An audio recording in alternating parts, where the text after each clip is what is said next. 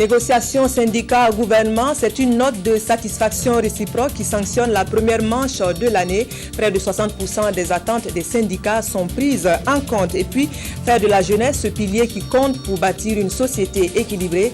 L'enjeu se mesure en termes d'opportunités. Prendre en compte 50% de la population que représentent les jeunes au Burkina est l'objectif à ne pas rater. Création d'emplois et lutte contre les migrations. Le projet concerne toute l'Afrique de l'Ouest. Nicolas Sarkozy, finalement rattrapé par l'affaire Bettencourt, la nouvelle équivaut à un coup de tonnerre sur la droite en France. Mis en examen, l'ancien président français fait face à une justice qui n'a pas dit son dernier mot. Voilà qui fait la une de l'actualité en ce jour. Bonsoir, merci de nous suivre. Satisfaction à près de 60% donc de la plateforme revendicative des syndicats burkinabés. C'est le chiffre qui ressort après la séance des négociations avec le gouvernement. Ces points de discussion concernaient l'année 2012 et devraient voir application au cours de 2013. Le film des négociations avec Sie Sylvestre Da. Il était 21h chez jeudi 21 mars quand intervint la signature du communiqué final marquant la fin des négociations gouvernement-syndicat. Sur 32 points qui ont fait l'objet de discussion au titre de la plateforme revendicative de l'année 2012, les deux parties sont parvenues à un accord sur 19 points. 19 points qui concernent le pouvoir d'achat, les conditions de vie et de travail, l'éducation et la santé, les libertés démocratiques et syndicales, l'impunité et la question de la chose publique, ainsi que les revendications en faveur des acteurs du secteur informel et des paysans. La prise de dispositions nécessaires pour que les avancements de 2012 soient constatés courant 2013. La suppression de l'UTS sur les primes et les indemnités de départ à la retraite pour compter du 1er janvier 2007.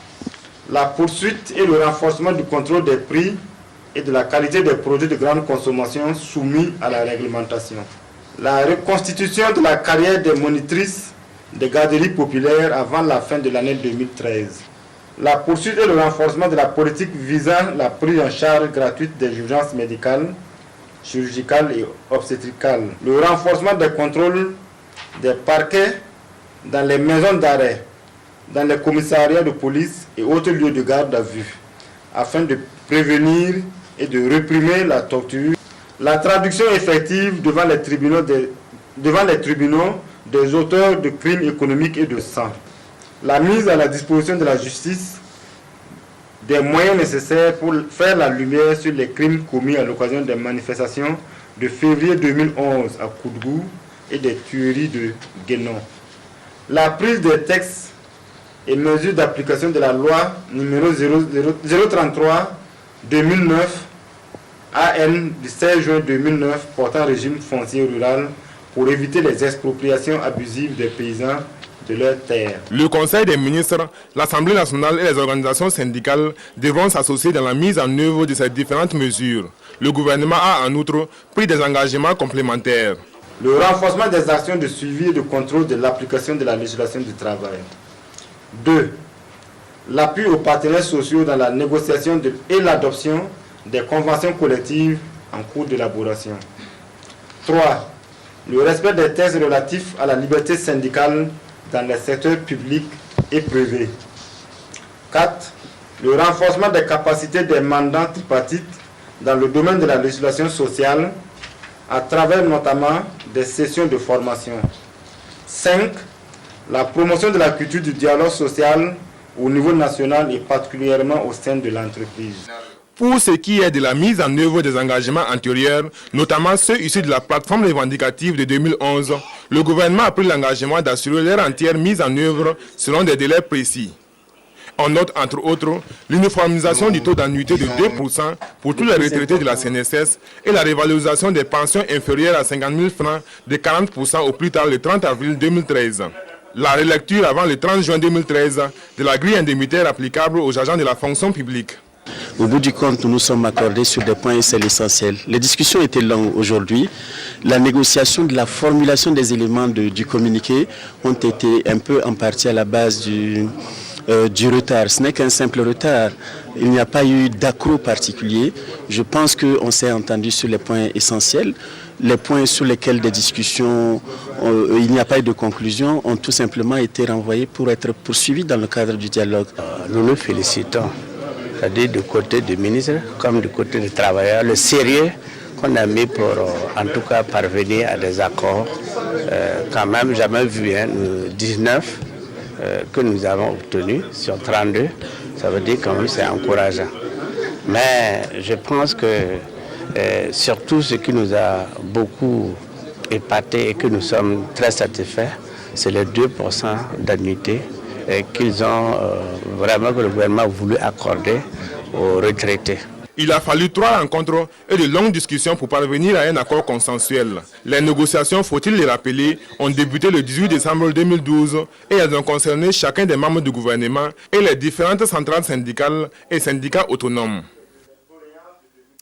Question de transport à la primature ce matin par voie aérienne et terrestre. Le Burkina compte nombre de chantiers pour s'évader de son enclavement naturel. Le fait n'aura pas échappé au secrétaire général de la Fédération internationale des ouvriers du transport en visite à Ouaga. Suivez plutôt les précisions à l'issue de l'audience que vous propose Pélagie Savadogo.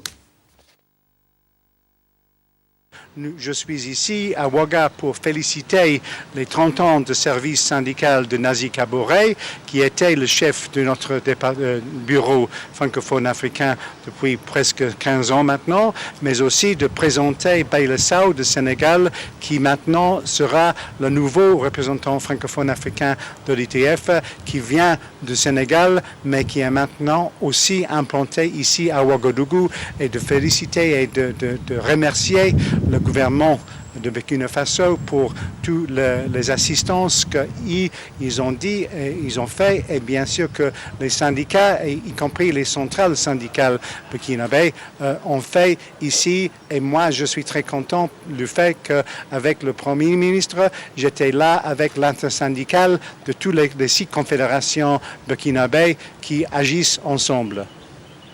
Voilà, c'est donc le secrétaire général de la Fédération internationale des ouvriers du transport, David Cockcroft. On reste dans les rangs du monde syndical qui passe cette fois au crible la crise financière internationale. À cet événement conjoncturel mondial, les syndicats n'y voient pas 36 000 solutions. Il faut s'adapter au triple plan mondial, africain et national. Sié Sylvestre Da. Ces délégués des mouvements syndicaux des pays d'Afrique et d'Europe, réunis à Ouagadougou à l'occasion du Forum syndical international, vont échanger sur l'avenir du syndicalisme dans le monde. Au programme, il y a des panels, des expositions et des témoignages. Il s'agit pour les syndicalistes de s'accorder sur les voies et moyens pour mieux défendre et garantir ensemble les droits des travailleurs. Il sera également question de discuter des stratégies à même de constituer une réponse syndicale adéquate à la crise financière internationale.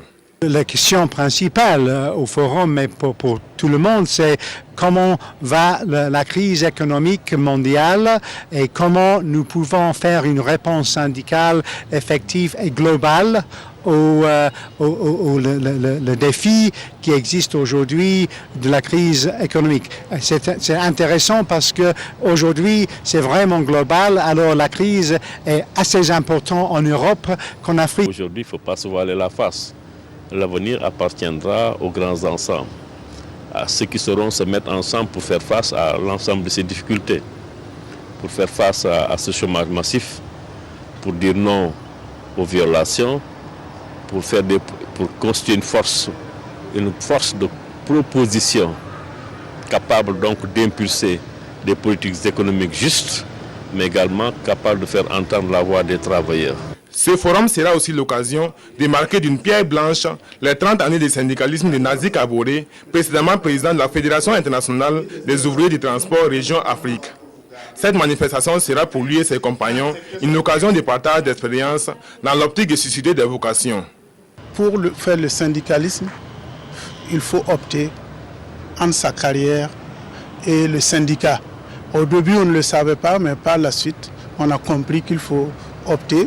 Et j'ai opté pour le syndicalisme par rapport à une carrière. Et aujourd'hui, j'ai beaucoup de retombées. Il y a eu des moments de doute, il y a eu des moments vraiment de peur et tout. Mais lorsque vous vous rendez compte qu'il y a beaucoup de personnes derrière vous, vous avez le courage d'aller de l'avant. La pertinence des débats et les recommandations qui doivent sortir de ces forums devront être à la hauteur des attentes de la Confédération syndicale internationale. L'amélioration des conditions de vie et de travail des travailleurs de par le monde en dépend. La science au service du développement durable et équitable souhaitée mais pas toujours facile à appliquer. Par moments, la volonté se heurte à des barrières comme l'éthique ou simplement la géopolitique. Réunis à Nagoya au Japon en 2010, des dirigeants avaient planché sur la question et convenu d'un protocole pour le cas du Burkina. L'Assemblée nationale vient d'autoriser le gouvernement à ratifier 2 accords irrelatifs. Le point de Anatole Nakoulma et Sylvain Vebamba. En ratifiant l'accord portant statut du Centre international pour le génie génétique et la biotechnologie, le Burkina pourrait bénéficier de l'aide du dit centre pour le renforcement de son potentiel scientifique en matière de génie génétique et de biotechnologie. Ces 2 domaines-là sont aujourd'hui des domaines qui présentent de grands avantages dans différents domaines. Par exemple, dans le domaine de l'agriculture, on peut créer des nouvelles variétés avec de nouvelles propriétés favorables, n'est-ce pas, et également avec des propriétés qui permettent d'avoir de bons rendements ou des produits de qualité. Dans le domaine de la santé, on peut utiliser cet ensemble de techniques-là pour, par exemple, soigner certaines maladies. Quant au protocole de Nagoya, il consiste à garantir le partage juste et équitable des avantages découlant de l'exploitation des ressources génétiques afin de contribuer à la conservation et à l'utilisation durable de la diversité biologique. Ce protocole il va permettre donc que celui qui vient de l'extérieur, qui prélève ou qui bénéficie d'une ressource génétique du Burkina Faso, ait à payer au pays. Et que lorsqu'on paie au pays, il y a toute la chaîne, collectivité territoriale, acteurs locaux, chacun en bénéficie.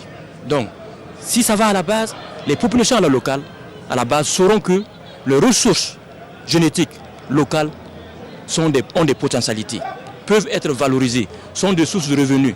Elles vont se mettre donc à mieux protéger ces espèces végétales ou animales. C'est à l'unanimité des 113 votants que les 2 projets de loi ont été adoptés.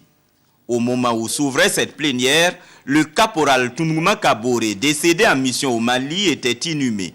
C'est pourquoi une minute de silence a été observée en sa mémoire. Quelle sécurité pour le monde des affaires au Faso? La réponse intéresse au premier plan les hommes d'affaires du Burkina qui veulent avoir le cœur net sur la question. Quelques ébauches de solutions pourraient venir du CAMCO, c'est le centre d'arbitrage, de médiation et de conciliation de Ouagadougou. Rencontre tripartite, hommes d'affaires, hommes de droit et gouvernement sur le sujet. Le point de Boukari Ouedraogo. Quand les hommes d'affaires rencontrent les hommes qui disent le droit, l'atmosphère fait vite de prendre les proportions d'un interrogatoire. Les hommes d'affaires veulent tout savoir, les hommes du droit veulent tout expliquer. D'ailleurs, cela avec juste raison, car en affaires, les litiges ne manquent pas et les opérateurs économiques sont le plus souvent appelés à se retrouver devant les juges. La grande interrogation, est-ce que les décisions de justice favorisent toujours l'épanouissement du climat des affaires? Nous avons des soucis avec notre justice. Et parfois, il y a des décisions qui sont données qui ne donnent pas satisfaction. Soit le droit n'a pas été dit, soit il y a des conflits de compétences entre les juridictions. Nous n'avons pas forcément des procédures assez légères pour trouver des solutions assez rapidement.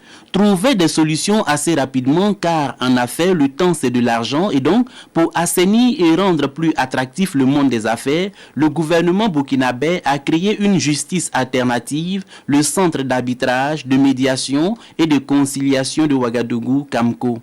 Le CAMCO est une nécessité de l'heure qui a été créée parce que le secteur privé a demandé la création du CAMCO.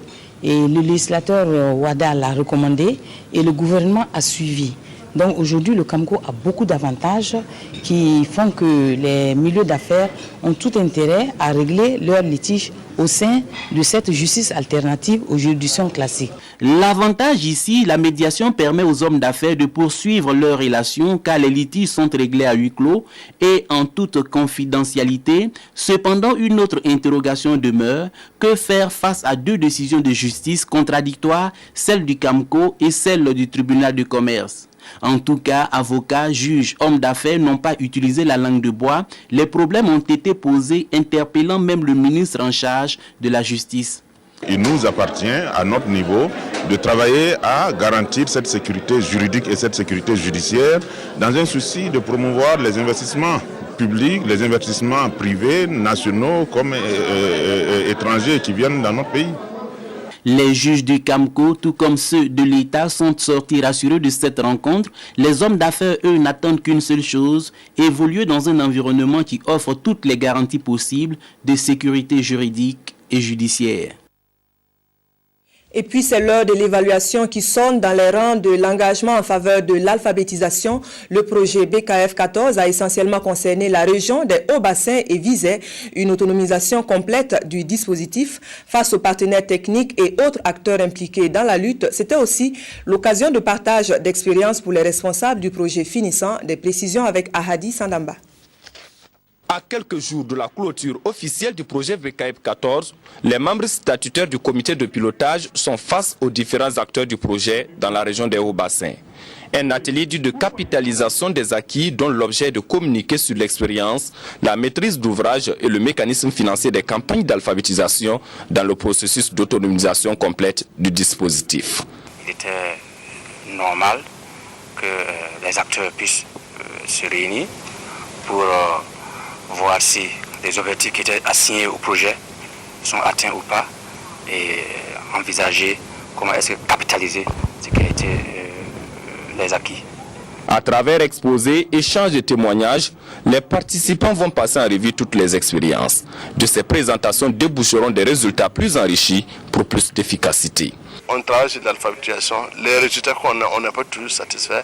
Ce que nous avons proposer comme innovation, qu'on puisse continuer avec ça, c'est vrai qu'il va renforcer en tout cas l'alphabétisation dans la région et pourquoi pas faire en sorte que les autres régions se bénéficient de cette expérience positive du projet BKF 14. Pour le partenaire financier, la fin du projet BKF 14 n'est pas synonyme de la fin de l'appui à l'alphabétisation. L'appui direct au projet se termine, ça ce n'est pas un secret de polichinelle. Cependant, la coopération luxembourgeoise, elle continue à appuyer l'alphabétisation et l'éducation non formelle et l'éducation en général. Le projet BKF 14 referme ses portes officiellement le 31 mars prochain, après 4 années d'exécution. Mais de ces cendres naîtront des opérateurs confirmés et autonomes pour une meilleure gestion de l'alphabétisation dans la région des Hauts-Bassins.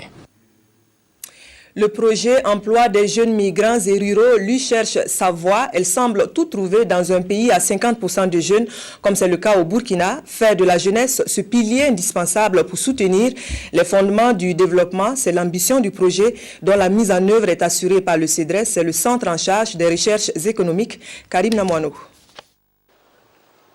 La promotion de l'emploi des jeunes migrants et marchands ambulants de Ouagadougou suppose une bonne connaissance de leur statut social, de la rentabilité et de la productivité de leur petit commerce. C'est là tout l'enjeu du projet emploi des jeunes ruraux et migration en Afrique de l'Ouest, officiellement lancé au Burkina Faso par le ministre en charge de l'emploi des jeunes. Cette instance a la lourde tâche de définir la méthodologie du dit projet en répondant aux questions suivantes.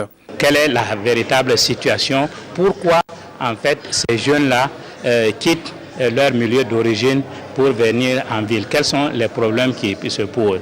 Et par rapport maintenant à cela, on peut essayer de faire un certain nombre de recommandations à l'endroit des autorités. Il sera aussi question de mettre en place un mécanisme en vue de juguler la crise migratoire tout en encourageant l'investissement des jeunes dans l'agriculture. C'est donc un coup de pouce au programme de formation de 30 000 jeunes ruraux aux métiers agricoles. Quand on mène la réflexion sur ce problème aussi sérieux que l'emploi des jeunes, c'est bon à prendre pour un ministère comme le mien. Nous nous occupons de l'emploi des jeunes. Nous avons un programme spécial qui est déjà mis en œuvre, que nous sommes en train d'évaluer pour nous assurer que le programme aille dans la bonne direction. En plus de Ouagadougou, Bamako et Dakar sont concernés par le projet emploi des jeunes ruraux et migration en Afrique de l'Ouest. Sa mise en œuvre s'étalant sur 24 mois va prendre fin en décembre 2014. C'est un dîner d'au revoir qui vient marquer la dernière étape de la fin du séjour de l'ambassadeur de Chine-Taïwan au Burkina. Le diplomate aura consacré en tout 3 ans et demi pour renforcer les liens de la coopération entre les deux diplomaties, des efforts que le Burkina salue à travers une soirée. Salut Nana. Il quitte définitivement le Burkina après 3 ans et demi de service. Durant son séjour, l'ambassadeur Zhang Mingzong s'est investi à dynamiser les relations de coopération entre le Burkina Faso et la République de Chine-Taïwan. Ce dîner-gala, c'est pour lui dire au revoir et le remercier d'avoir œuvré en faveur de la consolidation des liens d'amitié entre les deux pays. Sous votre impulsion, notre coopération s'est renforcée davantage, faisant de la République de Chine-Taïwan un partenaire privilégié et stratégique du Burkina Faso. Sous votre impulsion également, se sont tenues régulièrement des sessions de commissions mixtes de coopération entre nos deux pays, en juin 2010 à Taipei et en juin 2012 à Ouagadougou.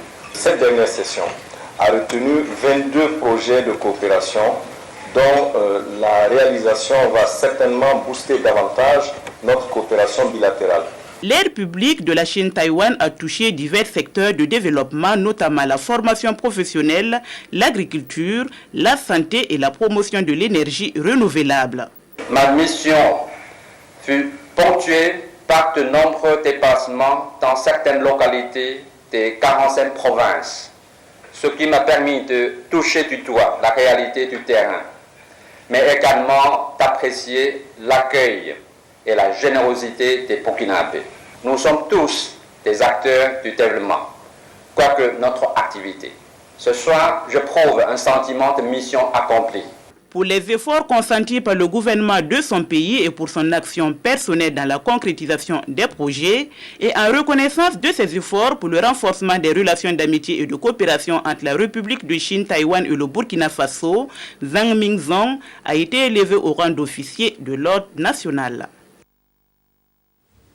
Rétrospective de l'année 2012 sous l'angle sportif, globalement, le parcours aura été positif. À la lumière de ces résultats, le département des sports et loisirs a aussi éclairé 2013 et estime que les perspectives seront des meilleures. Le point depuis Tenkodogo dans le Boulgou nous est rapporté par Cheikh Karambiri.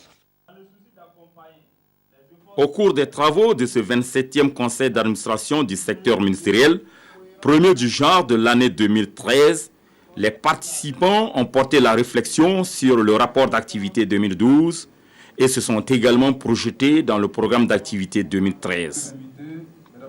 Du bilan général, il ressort que l'année 2012 a été globalement positive du point de vue des résultats sportifs engrangés.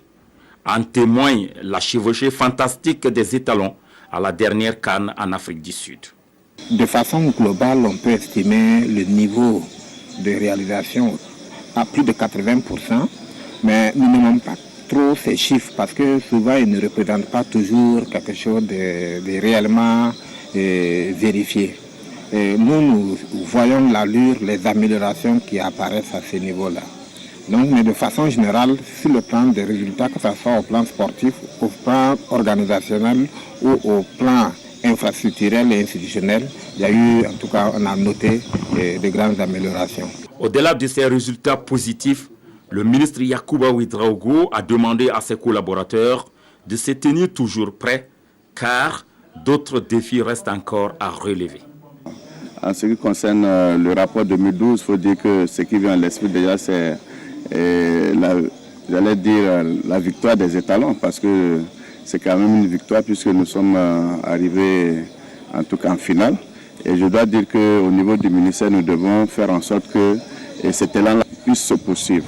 Au niveau de 2013, ce que nous avons retenu, c'est d'abord poursuivre en tout cas le sport pour tous. Parce que comme vous le savez, il faut que sur le plan national, il y ait en tout cas beaucoup de pratiquants. Et bien sûr, sur certains aspects, j'allais dire le sport d'élite. Et bien sûr, nous allons mettre aussi l'accent sur les infrastructures. Vous avez une pensée pour les étalons qui jouent demain? Bien sûr, vous savez que nous avons actuellement en vue la Coupe du Monde. Nous voulons aussi participer à cette Coupe du Monde et vous savez qu'actuellement nous sommes mal positionnés. Et il appartient en tout cas aux joueurs qui ont déjà un bon élan de faire en sorte que dès le match de demain, nous puissions en tout cas avoir une victoire, les 3 points. Avant de quitter Tenkodogo, les participants ont adressé une motion de remerciement aux autorités administratives, politiques, coutumières et religieuses de la région du Centre-Est. C'était l'un des défis de la communauté mondiale, offrir de l'eau potable à tous à l'horizon 2015. À 2 ans de l'échéance, l'objectif s'avère impossible à atteindre. Idem dans le domaine de l'assainissement et sur ce volet précis, l'ONG Eau Vive convie à la réflexion, eau et coopération au sein de l'université de Ouagadougou. La rencontre entre dans le cadre de la journée mondiale de l'eau célébrée aujourd'hui même Oumou Sissé et Sié Sylvestre Da. Ces étudiants issus des différentes unités de formation et de recherche de l'Université de Ouagadougou sont réunis avec les membres de l'ONG Eau Vive pour parler des questions de l'eau et de la coopération. Une conférence publique organisée en prélude de la Journée mondiale de l'eau célébrée le 22 mars de chaque année. L'objectif était de porter le message de la communauté nationale mais aussi internationale dans le cadre de la célébration de la Journée mondiale de l'eau le 22 mars au milieu même de la communauté universitaire, donc en contact avec les étudiants qui sont la génération qui prendra le relais au niveau national pour construire les solutions pour que l'eau soit une ressource non seulement bien gérée pour aujourd'hui mais aussi pour demain, mais qu'elle soit accessible effectivement comme les Nations Unies l'ont déclaré droit de l'homme à tous les Burkinabés. Au Burkina Faso, la maîtrise de l'eau est un défi majeur et cette conférence publique se veut une interpellation de l'opinion nationale. C'est une très belle initiative parce que l'eau, comme nous l'avons dit, est source de vie et au cœur de toutes les préoccupations. Parce que concerne un pays comme le nôtre, un pays sahélien, l'eau a une grande importance. L'an 2013 est proclamé année internationale de l'eau par les Nations Unies. La journée de cette année sera célébrée sous le thème coopération dans le domaine de l'eau, un engagement orchestré par l'UNESCO, officiellement nommé par l'ONU-Eau. Et puis la lutte pour la personne handicapée est passée à l'étape fédérée depuis 2011. C'est sous la bannière d'une fédération que les associations défendent leur place dans la société. C'est face à la presse que l'organisation réaffirme cet engagement. Le point avec Ramatou Zida et Nicolas Zigani. Les différentes associations de lutte contre les formes d'exclusion des personnes vivant avec un handicap au Burkina se sont constituées en structures fêtières pour une meilleure prise en compte de leurs préoccupations. Le réseau national des organisations pour la promotion des personnes handicapées, RENO, mis en place en novembre 2011, veut à travers cette conférence de presse faire connaître ses ambitions à l'opinion nationale. Les actions qui sont menées, c'est des actions de plaidoyer, de sensibilisation, de rencontres et d'accompagnement des associations membres de notre réseau à réaliser leur programme d'activité. Le réseau a bénéficié de plus d'une dizaine de tricycles offerts par l'ONG Handicap International. Et cette rencontre a été l'occasion d'offrir ces engins à des personnes handicapées motrices de l'Union nationale des associations burkinabées pour la promotion des aveugles et malvoyants à Bépam. Je suis très contente parce que j'ai eu un tricycle qui pourra m'aider à faire mes travaux. Voilà, je fais un peu le commerce et je crois qu'avec ça, je pourrais améliorer mon travail. Le réseau compte en son sein près de 150 associations de personnes handicapées et se veut être une interface entre toutes ces organisations et les autorités. À travers les activités de plaidoyer, il espère avoir un écho favorable afin que l'exclusion des personnes vivant avec un handicap dans le processus de développement de la société ne soit plus qu'un mauvais souvenir. Des cinéphiles de manga dans le Zunwego, un peu plus proches de leur passe-temps, ils viennent de bénéficier de matériel audiovisuel à des fins de projection cinématographique. L'activité s'inscrit dans le cadre de la création du ciné-club dénommé Isaka Congo, une initiative de l'agence Crack Communication. Le point est de Yacouba Goro. Le dernier né des ciné-clubs du Burkina vient d'être installé à Manga. La création de ces ciné-clubs, selon sa promotrice, va apporter un plus à l'animation culturelle et récréative à la ville. Le ciné-club de Manga a pris le nom de ciné-club Isaka Congo, directeur du Fonds pour la promotion des sports et des loisirs, acteur connu du public. Ses actions envers la jeunesse du Zunwego ont milité en faveur de son choix. Ce que vous ferez pour le compte de ce ciné-club, vous le faites d'abord pour vous-même, pour voir plein d'épanouissement. Et vous le faites pour apporter de la gaieté à autrui. Je vous invite donc à cultiver les approches positives, à instaurer en votre sein une ambiance de travail, une ambiance saine de travail, de relations franches de collaboration, de tolérance et de soutien mutuel, afin de mériter la confiance que les autorités placent en vous, afin de mériter la confiance que les partenaires pourraient placer en vous. La représentante du FESPACO, Suzanne Kourouma, a salué cette démarche qui participe à la promotion du cinéma et de l'audiovisuel. C'est un véritable creuset d'inspiration, d'initiation et d'exercice dans les métiers du cinéma. La journée s'est achevée par la projection du long métrage Janta de Taïrou Tassere Ouedraogo. Hors de chez nous, c'est une droite encore sonnée par le coup de massue de la justice française qui cherche à comprendre. Personne, et surtout pas Nicolas Sarkozy lui-même, ne s'attendait à cette confrontation surprise et à cette mise en examen. En cause, l'on soupçonne l'ancien président français d'abus de faiblesse envers Liliane Bettencourt, une riche héritière dont la fortune aurait financé la campagne de Sarkozy en 2007. Voilà qui referme cette édition. Merci de l'avoir suivi. Toute l'équipe du 20h vous retrouve demain. Bonsoir.